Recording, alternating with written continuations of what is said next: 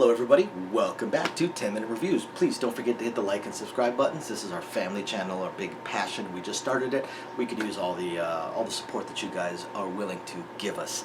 So today I want to talk about an author that I've already talked about in the past. I've talked about a couple of his other books, and now I want to talk about the third one in his little trilogy that's a trilogy and it's not. It's kind of interesting. I'm going to talk about S.W. Douglas, and I want to talk about Dreamcatcher.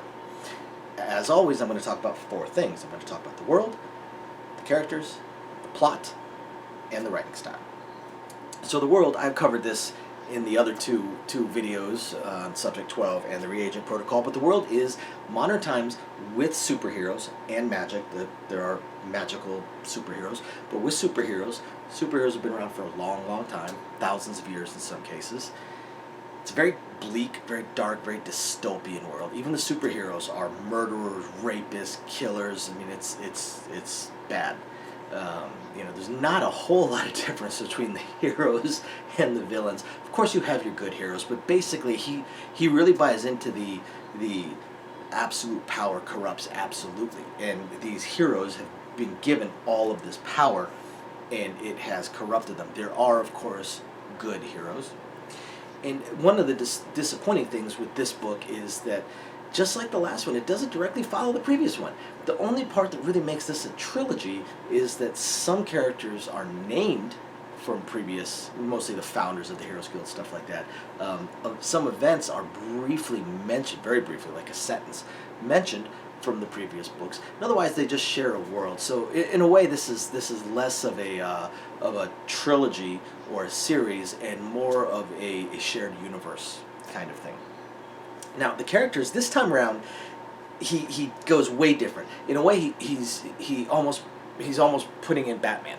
This time around, he's got a norm, and they talk about in the book how typically the Heroes Guild doesn't accept norms unless they are one of two things. They are incredible, like Reed Richards level gadgeteers, basically can create this, the incredible tech, or they are like sublimely skilled martial artists. This character is neither. Goes by the name of Shadow, and he's a good martial artist. He's an okay gadgeteer. He works in a very, very small area called the pressure cooker, and it's a ghetto, and basically he is an almost psychopathic, in a way, protector of this area. That's all he does. That's what he's done for about 30 years. So the Heroes Guild kind of had no choice but to bring him into the fold, or they would have had to fight him themselves because he refused to not protect it. Now, the second character, Dreamcatcher, is a young girl that wants to become a hero. She also has great martial arts abilities. Now, this book starts to touch on a couple of iffy subjects. First off, this character is 15 years old. The main character, who goes by the name Shadow, is probably 50, definitely in his 40s, possibly in his 50s. Wouldn't he be able to stand up straight if he didn't wear his exoskeleton because his knees are shot? He's got to wear a device on his ear all the time because of too many blows to the head. He'd fall over. He has an inner ear problem. And she is, again, 15 years old, that wants to become a hero, and he takes her on as his apprentice. Now, some facts do start to come out after a while. Extremely highly messed up home life. Again, they live in the ghetto. And that's what this book follows. This book follows Shadow teaching her, and while at the same time trying to overcome, this recurring villain that he's had for a long time. So I'm delving into the plot here if you guys haven't noticed.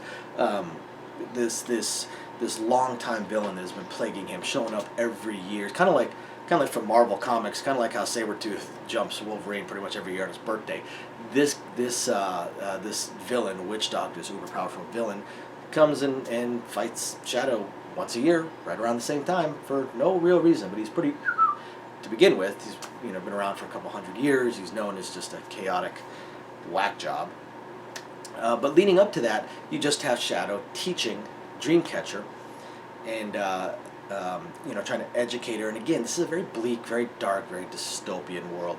And of course, he's an older character, just hundreds of injuries upon injuries upon injuries, which end up finally taking their toll. Character ends up having a heart attack while stopping crime. Of course, winning the fight, but and that kind of leads into the final act. That I'm not going to spoil for you guys, but it's a pretty good book. But this one does start touching on some fairly iffy subjects. As far as the writing style goes, just like I said in the last two reviews, S.W. Douglas writes a very bleak, very dark, very noirish world, and very bleak, very dark writing style. The characters are pretty amusing. They're definitely blunt. They're pretty funny. Some of them are pretty snarky, especially the younger ones. Very, very snarky, sarcastic. Although even the older ones have some sarcasm that they can pull out of their pockets from time to time. Overall, it's a fantastic series. This one came out in 2019. I'm hoping maybe the pandemic threw things off, because I really hope that Douglas continues to write within the Guild Files universe.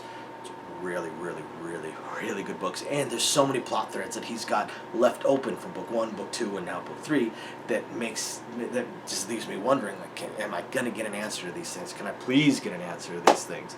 So I hope you guys find this interesting, illuminating, enlightening, or at least gives you something to read. Please hit the like and subscribe buttons, and we will catch you guys next time.